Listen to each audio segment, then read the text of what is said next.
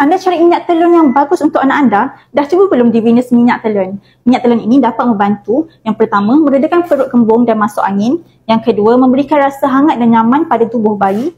Yang ketiga, membantu menghindari bayi dari gigitan nyamuk dan juga serangga. Yang keempat, dapat membantu menenangkan bayi dan tidur lebih lena. Antara kandungannya, yang pertama, minyak bunga matahari.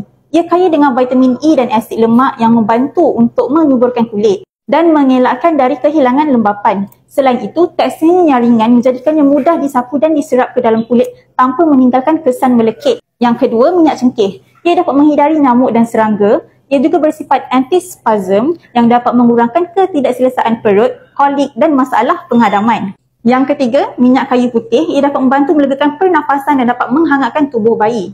Yang keempat, minyak lemon dan limau purut. Ia bersifat aromatik. Aroma harum sitrus yang segar dapat menaikkan mood serta menyumbang kepada suasana yang menenangkan semasa urutan. Cara kegunaannya, spray minyak telon pada kawasan berkenaan seperti dada, perut dan telapak kaki. Urutkan perlahan-lahan sambil membuat gerakan circular motion. Boleh digunakan setiap hari pada bila-bila masa, terutama selepas mandi. Jom dapatkan Divinus minyak telon di Kaisar Farmasi dan juga TikTok Shop kami.